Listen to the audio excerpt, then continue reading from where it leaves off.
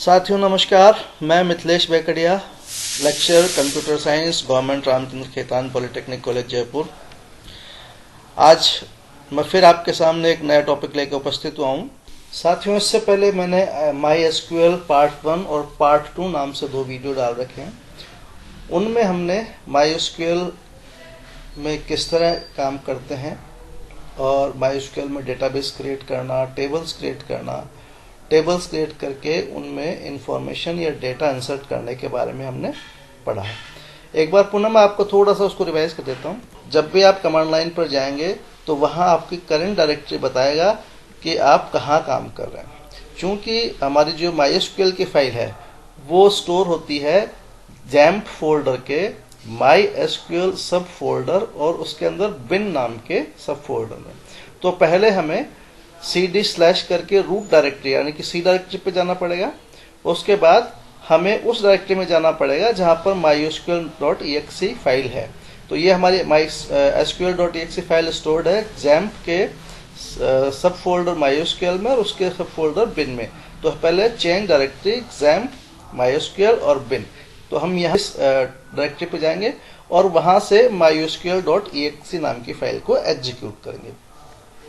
चूंकि वहां पर यूजर नेम और रूट नेम पूछता है तो आप डायरेक्ट लिख सकते हैं mysql.exe यूजर नेम और पासवर्ड नेम। उसके बाद जब हम MySQL में आ जाएंगे तो हम पहले डेटाबेस क्रिएट करेंगे, उस डेटाबेस के अंदर जाएंगे और फिर टेबल क्रिएट कर लेंगे और उसके बाद इंसर्ट इनटू कमांड से इंफॉर्मेशन डालेंगे। तो मैंने पहले कॉलेज नाम से डेटाबेस क्रिएट कर रखा, क्रिएट डेटाबेस कॉलेज स्टेटमेंट से। उसके बाद कॉलेज डेटाबेस में हम अंदर आए हैं, यूज डेटाबेस से स्टूडेंट नाम से हमने टेबल क्रिएट कर रखी है जिसमें ये फील्ड है स्टूडेंट आई, इंटीजर टाइप का है, नॉट नल है, यूनिक है, ऑटो इंक्रीमेंट है, लास्ट नेम वेरचर टाइप का है, name, F name, address, telephone number. और हमने जो स्टूडेंट आईडी नाम की जो फील्ड है इसको हमने प्राइमरी की इधर रखा है। मतलब ये फील्ड सभी में यूनिक होगा और चूंकि ऑटो इंक्रीमेंट है तो जब भी हम नया रिकॉर्ड डालेंगे ऑटोमेटिकली इसकी वैल्यू इंक्रीज होगी। इस तरह इंसर्ट इनटू स्टूडेंट इस स्टेटमेंट को यूज करके हमने, जैसे हम एक एग्जांपल देख लेते हैं। इस टेबल में इंसर्ट इनटू स्टूडेंट यानी कि स्टूडेंट टेबल के इन फील्ड्स में हम वैल्यू डाल रहे हैं 1 शर्मा, अमित, आर। तो ये जो वैल्यूज है यहाँ पर इंसर्ट होगी। तो इस तरह हमारे कमांड डाल के एक टेबल क्रिएट कर रखी है और वो टेबल किस तरह है वो आपको दिखा देते हैं। कॉलेज नाम के डेटाबेस में स्टूडेंट नाम की टेबल क्रिएट कर रखी है जिनमें ये 1 2 3 4 5 8 रिकॉर्ड मैंने डाल रखे हैं। रिकॉर्ड्स जो फील्ड्स हैं वो स्टूडेंट आईडी है, इंटीजर टाइप का, एल नेम जो लास्ट नेम के लिए यूज किया है, नेम और फादर्स नेम के लिए एफ नेम यूज किया है, एड्रेस, टेलीफोन नंबर ये भी मैंने वेर कर लिया था और एज ये हमने इंटीजर टाइप। सेलेक्ट कमांड को चलाकर देखेंगे। यह विशेष तौर से गौर करने वाली बात है, स्टूडेंट आईडी फील्ड जो हमने लिया था वो प्राइमरी की बना के लिया था और इस फील्ड की वैल्यू नॉट नल कंस्टेंट के साथ थी, ऑटो इंक्रीमेंट के साथ थी। तो जब मैं रिकॉर्ड इंसर्ट कर रहा था 1 2 3 4 4 रिकॉर्ड इंसर्ट किए। उसके बाद मैंने लास्ट के 3 रिकॉर्ड मतलब स्टूडेंट आईडी फील्ड की वैल्यू 2 3 और 4 उनको डिलीट किया। उसके बाद जो ही मैंने नया रिकॉर्ड इंसर्ट किया तो ऑटो इंक्रीमेंट होने के कारण स्टूडेंट आईडी फील्ड की वैल्यू 5 आई क्योंकि 4 तक वो पहले ऑटो असाइन कर रखा था। तो चलिए इस टेबल पर हम प्रैक्टिकली स्टेटमेंट रन करके देखते हैं। सेलेक्ट स्टेटमेंट MySQL का सबसे इम्पोर्टेंट या यूं कहे कि सबसे बेसिक स्टेटमेंट है। The select statement is use to select data from a database. किसी भी टेबल से कुछ रिकॉर्ड निकालने के काम आता है। यहाँ डेटाबेस इसलिए लिखा है कि हम केवल एक ही टेबल से नहीं मल्टीपल टेबल से भी एक साथ डेटा रिट्रीव कर सकते हैं। The data return is stored in a result table and result table is called result set. जो रिजल्ट आएगा उसे हम रिजल्ट सेट कहते हैं और वो टेबल के फॉर्म में डिस्प्ले होता है। कमांड है select star from table name. अगर सारे के सारे फील्ड हम रिजल्ट सेट में चाहते हैं, जितने फील्ड इस टेबल में है सारे के सारे चाहते हैं तो select all fields from table name, जिस टेबल का नाम देते हैं उस टेबल के सारे फील्ड रिजल्ट सेट में आ जाएंगे। और अब कुछ स्पेसिफिक कॉलम्स के या स्पेसिफिक फील्ड्स के ही रिजल्ट देखना चाहते हैं रिजल्ट सेट में, तो उन फील्ड्स के नाम एक्सप्लिसिटली लिख दें, कॉलम 1 कॉलम 2। तो जो कॉलम जो फील्ड की वैल्यू आप देखना चाहते हैं, सेलेक्ट कमांड का सिंटैक्स था, जैसे मैं लिखता हूं सेलेक्ट स्टार फ्रॉम स्टूडेंट, मतलब स्टूडेंट टेबल के सारे फील्ड रिजल्ट सेट में दिखाए जाएंगे। यहां मैंने कुछ स्पेसिफिक फील्ड लिखे हैं, student ID, name, L name and age. तो ये केवल 4 field, age, L name, name और स्टूडेंट आईडी, ये 4 ही फील्ड की वैल्यू रिजल्ट सेट में आएगी, और आएगी कहां से? स्टूडेंट टेबल से। तो देखिए अभी हम वर्क कर रहे हैं XAMPP, MySQL और bin नाम की डायरेक्टरी में। यहाँ पर मैं हमारी SQL की एक सी फाइल चलाता हूँ, तो SQL.exe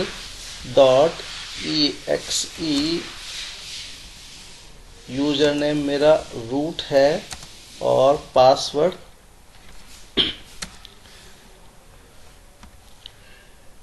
MySQL देना पड़ेगा, MySQL यूजर नेम। ये पासवर्ड पूछ रहा है, मैंने पासवर्ड डाल दिया है। तो अब हम डेटाबेस में आ गए हैं। हमारी डेटाबेस जो थी कॉलेज, उसको अंदर जाते हैं तो यूज कॉलेज, ये देखें प्रॉम्प्ट पे कॉलेज डेटाबेस का नाम आ गया। इसका मतलब है कि हम कॉलेज प्रॉम्प्ट पर कॉलेज डेटाबेस के अंदर काम कर रहे हैं। मेरी एक बार फाइल मैं देख लेता हूँ, सेलेक्ट स्टार फ्रॉम, तो ये मैंने टेबल पहले से इंसर्ट कर रखी है। आप देखें स्टूडेंट आईडी, ये 8-9 रिकॉर्ड्स हैं जो मैंने पहले से डाल रखे हैं। अब हम सेलेक्ट कमांड को चलाकर देखते हैं। पहले SELECT select all field, select star मतलब और फील्ड फ्रॉम, और टेबल का नाम जो हमारी टेबल है, तो हमारी टेबल है स्टूडेंट। तो देखिए सारे फील्ड, जितने भी फील्ड इस टेबल में थे, student ID, L name, name, F name, address, telephone number, सारे फील्ड इसने दिखा दिए। अब मैं कुछ स्पेसिफिक फील्ड को देख चलाना चाहता हूं, तो अब देखिए कमांड है सेलेक्ट नेम फ्रॉम स्टूडेंट, और इस कमांड को हम चलाते हैं तो देखो केवल नेम फील्ड, क्योंकि कमांड था हमारा सेलेक्ट नेम फ्रॉम स्टूडेंट, केवल नेम फील्ड की वैल्यू डिस्प्ले होगी और टेबल होगी हमारी स्टूडेंट। सपोज मैं अब कुछ और फील्ड को, पहले तो हमने केवल, अब की बार कमांड दिया हमने select student ID, name, L name, age, सभी स्टूडेंट से आने चाहिए। तो अब की बार देखें स्टूडेंट आईडी भी आ गई, नेम भी आ गया, एल नेम आ गया और एज भी आ गया। तो ये सेलेक्ट के साथ अगर फील्ड्स का स्पेसिफिकेशन करते हैं तो वो सेलेक्टेड फील्ड डिस्प्ले होते हैं, और अगर स्टार लगाते हैं तो सारे रिकॉर्ड उस टेबल से डिस्प्ले होते हैं। तो ये था सेलेक्ट, जिसमें हम सारे फील्ड या स्पेसिफिक फील्ड उस टेबल से देख सकते हैं। लेकिन अगर हमें सभी रिकॉर्ड्स को नहीं देख के कुछ स्पेसिफिक रिकॉर्ड देखना चाहते हैं तो उसके लिए हम इसमें वेयर क्लॉज यूज करते हैं। तो वेयर क्लॉज कैसे यूज करते हैं? The where clause is used to filter record, जो हम फिल्टरिंग करना चाहते हैं, जो स्पेसिफिक रिकॉर्ड्स देखना चाहते हैं उनके फिल्टरिंग के लिए where clause यूज करेंगे। The where clause is used to extract only those records that fulfill a specified condition, केवल स्पेसिफिक कंडीशंस को फुलफिल करने वाले रिकॉर्ड ही रिकॉर्ड सेट में दिखाई देंगे। तो सेलेक्ट कॉलम नेम या सारे फील्ड जो देखना चाहते हैं अपने जिस टेबल के देखना चाहते हैं, तो ये सेलेक्ट यहां तक बिल्कुल वही स्टेटमेंट है। इसके बाद वेयर कंडीशन लगा सकते हैं, वेयर और उसके बाद कंडीशन जो आप देखना चाहते हैं। कंडीशन अगर 1 है तो कंडीशन 1, और अगर 1 से जाता है तो हम उनको लॉजिकल ऑपरेटर एंड और नॉट के साथ ऐड करके भी मल्टीपल कंडीशंस को भी देख सकते हैं। अब इस कंडीशंस में जो ऑपरेटर्स यूज किए जा सकते हैं, is equal to, not equal to, greater than equal to, less than और लेस देन इक्वल टू, ये सारे रिकॉर्ड जो ऑपरेटर्स हैं वो न्यूमेरिक वैल्यूज के लिए है। इक्वल टू स्ट्रिंग के लिए भी यूज कर सकते हैं। ये 3 ऑपरेटर स्पेसिफिक हैं। Between between a certain range. जब आपको ये देना हो कि यहां से लेकर यहां तक की वैल्यू हो तो उस समय बिटवीन रेंज काम करते हैं। पैटर्न मैच कराना चाहते हैं तो लाइक ऑपरेटर यूज करते हैं, सर्च फॉर ए पैटर्न। और तीसरा है इन, स्पेसिफिक जो वैल्यूज है उनमें से कोई एक वैल्यू हो तो ये इन यूज करते हैं। लाइक पैटर्न में जब सर्चिंग कराते, मैचिंग कराते हैं तो उस समय दो वाइल्ड कार्ड कैरेक्टर यूज करते हैं। एक तो percentage, percentage sign represent zero और मल्टीपल कैरेक्टर, मतलब एक या एक से अधिक स्थानों पर कोई भी अक्षर हो सकता है। हाइफन यूज करते हैं, वो केवल एक सिंगल कैरेक्टर के लिए यूज करता है। तो चलिए इसको एक बार देखते हैं। अभी हम केवल उन रिकॉर्ड को रिजल्ट सेट में चाहते हैं जिन पर स्टूडेंट आईडी की वैल्यू 6 से बड़ी हो, मतलब रिजल्ट में 7, 8, 9, 10 और 11 यही आना चाहिए। और उसमें फील्ड हम चाहते हैं student ID, name, last name, ये तीन ही फील्ड चाहते हैं, एज हम इसमें नहीं चाहते हैं। तो देखिए इसको चलाते हैं, रिजल्ट क्या आता है। देखिए केवल तीन फील्ड है, स्टूडेंट आईडी, नेम और एल नेम, और केवल वही रिकॉर्ड्स हैं जिन पर स्टूडेंट आईडी फील्ड की वैल्यू 6 से बड़ी है। तो ये वेयर कंडीशन के साथ हम कोई भी एक कंडीशन लगा सकते हैं। उस स्थिति में केवल वही रिकॉर्ड्स डिस्प्ले होंगे जो उस कंडीशन को फुलफिल करते हैं, और केवल ये जो फील्ड्स हैं वही डिस्प्ले होंगे। नेक्स्ट कमांड में, नेक्स्ट स्टेटमेंट में बिल्कुल स्टेटमेंट सेम है, केवल ग्रेटर देन की जगह मैंने अब की बार greater than equal to use किया है। इसका मतलब वो वैल्यू भी आनी चाहिए, वो रिकॉर्ड्स भी आने चाहिए जिन पर स्टूडेंट आईडी की वैल्यू 6 है। तो देखिए दोनों में केवल एक डिफरेंस था, यहाँ student ID is greater than 6 थी, यहाँ student ID is greater than और इक्वल टू 6 है। तो रिजल्ट सेम है, केवल एक वो फील्ड जिसके स्टूडेंट आईडी फील्ड की वैल्यू 6 है वो फील्ड भी डिस्प्ले हो गया। तो ग्रेटर देन का मतलब जो इससे बड़े हो, ग्रेटर देन इक्वल टू का मतलब जो उसके बड़े हो या बराबर हो। अगर मैं इसको नॉट इक्वल टू करता हूं तो केवल वही रिकॉर्ड आएंगे जिनकी वैल्यू 6 नहीं है, मतलब केवल 6 को छोड़ के बाकी सारे रिकॉर्ड डिस्प्ले होंगे। अब देखें केवल 6 नहीं है, 1, 5, 6 नहीं है, 7, 8, 9, 10। तो इज इक्वल टू का मतलब जो मैच करते हो, ग्रेटर देन का मतलब जो उससे बड़े हो, ग्रेटर देन इक्वल टू का मतलब जो उसके बराबर या बड़े हो, नॉट इक्वल टू का मतलब जो उसके बराबर नहीं हो। अब हम यूज करते हैं ऑपरेटर बिटवीन। बिटवीन का मतलब एक पर्टिकुलर रेंज, जैसे हमने लिखा है बिटवीन 6 एंड 10, मतलब जिनकी वैल्यू स्टूडेंट आईडी फील्ड की वैल्यू 6 से लेकर 10 के बीच में हो, including 6 as well as including 10। तो वो सारे फील्ड आएंगे जिन पर स्टूडेंट आईडी की वैल्यू, एसटी आईडी की वैल्यू 6, 7, 8, 9 और 10 हो। तो देखिए 6, 7, 8, 9 और 10 हो। तो बिटवीन जो ऑपरेटर है उसमें स्टार्टिंग रेंज और लास्ट रेंज दोनों इंक्लूड करते हुए एंड बीच में लिखते हैं 6 एंड 10, मतलब 6 से लेके और 10 के बीच के सारे रिकॉर्ड डिस्प्ले करने हैं। तो ये हुआ बिटवीन का। इसी की तरह है इन। इन में हम लिखते हैं, या बिटवीन की जगह हम लिख देते हैं इन, और जो वैल्यूज हैं जिनके बीच में हो सकती है वो हम स्पेसिफाई करते हैं।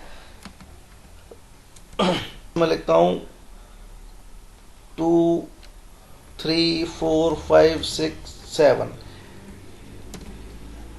तो ये हुआ कि उन सभी रिकॉर्ड्स को डिस्प्ले करें जहां पर स्टूडेंट आईडी इनमें से कोई एक मैच करती हो। तो वो सभी फील्ड, यदि किसी रिकॉर्ड में स्टूडेंट आईडी की वैल्यू 3 है तो वो भी दिखानी है, 4 है तो वो भी दिखानी है, इनमें से कोई एक होती है। इनका मतलब इनमें से कोई एक, और उसका स्पेसिफाई करने का तरीका है ब्रैकेट लगा के उन सभी वैल्यूज को ब्रैकेट के अंदर लिखते हैं जिनमें से मैच करने पर रिकॉर्ड को डिस्प्ले करना है।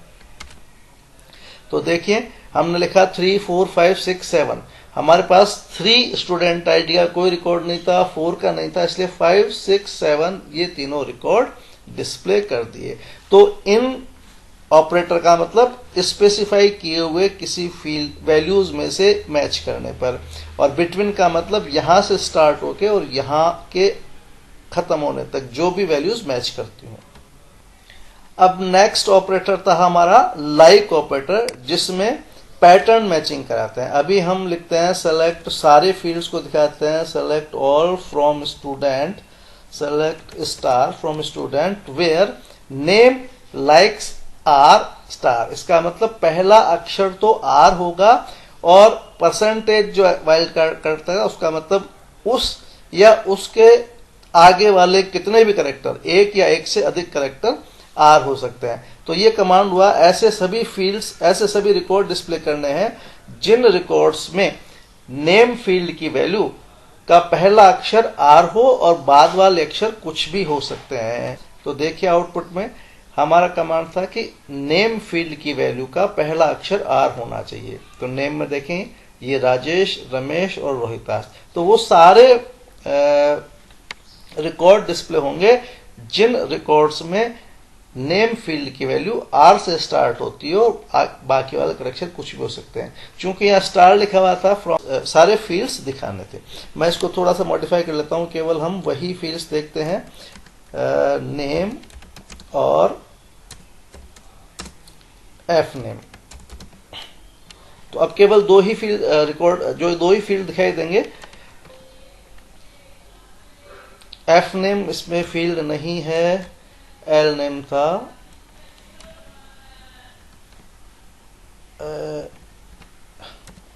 L name. तो देखिए केवल दो ही फील्ड डिस्प्ले हो रहे हैं और वो रिकॉर्ड हुए हैं जिनके फर्स्ट कैरेक्टर आर हैं। Select name L name from student, इस टेबल से एल नेम और एफ नेम शो करे जहां पर नेम का पहला अक्षर कुछ भी हो सकता है, दूसरा अक्षर कुछ भी हो सकता है और तीसरा अक्षर सपोज एच होना चाहिए और चौथा पांचवा लास्ट वाले कैरेक्टर कुछ भी हो सकते हैं।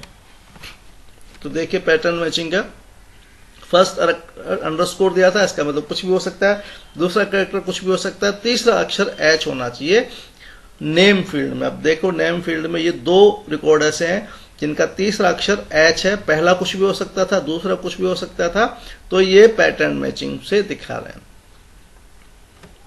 हम यहां पर मल्टीपल कंडीशंस को भी ऐड कर सकते हैं। सपोज मैं देता हूं कि ऐसे सभी रिकॉर्ड डिस्प्ले किए जाएं जिनके नेम फील्ड की वैल्यू का तीसरा अक्षर एच हो या और लॉजिकल ऑपरेटर है और सपोज जिसके फादर्स नेम की वैल्यू एफ नेम लाइक ये पैटर्न हो जिसके शुरू के 3 अक्षर राज हो और बाद में कुछ भी हो सकता है। एक बार मैं सारे रिकॉर्ड भी दिखाता हूं जिससे मैच कराने में आसानी रहे। सेलेक्ट स्टूडेंट,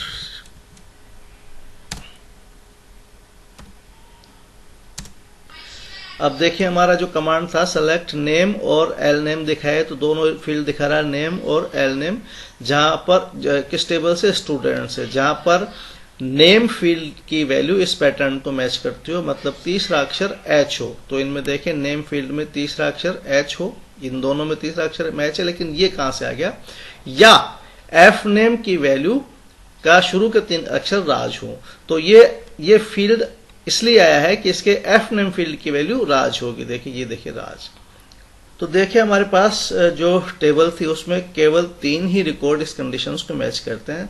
तीसरा अक्षर एच होना चाहिए नेम फील्ड में।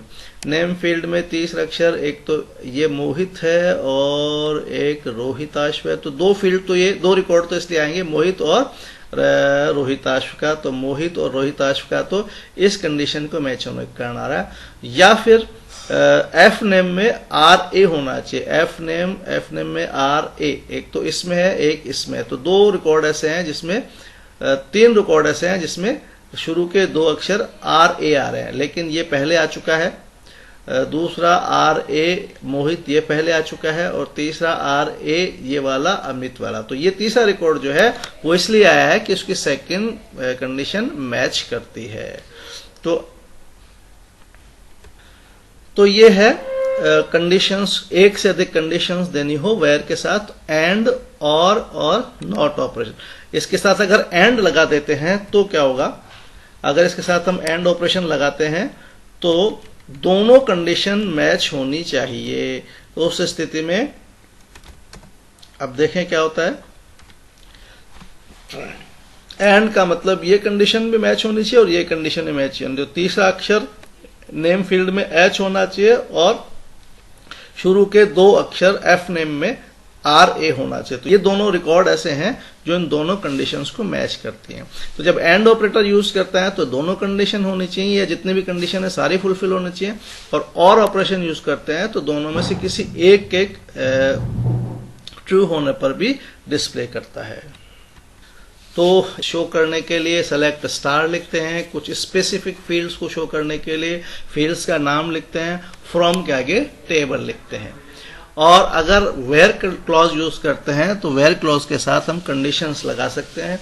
वेयर क्लॉज यूज करने के बाद रिकॉर्ड्स की फिल्टरिंग होती है और केवल वही रिकॉर्ड आपके जो रिजल्ट सेट है उसमें आते हैं जो उन कंडीशंस को फुलफिल करते हैं। बिटवीन जो हम रेंज के लिए यूज करते हैं, जहां से स्टार्टिंग रेंज और एंड की रेंज दोनों दिखाते हैं, बीच में एंड लिखते हैं। 6 एंड 10 लिखा था, मतलब 6 से लेके और 10 के बीच की वैल्यू।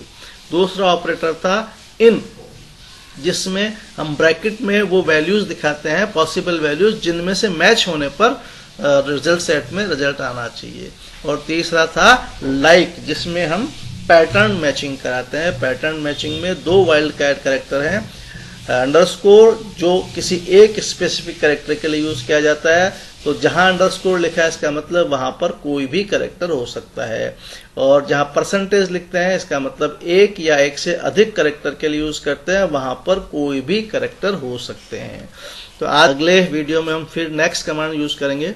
मुझे आशा है कि आप सभी को सेलेक्ट कमांड या select statement with where clause समझ में आ गया होगा।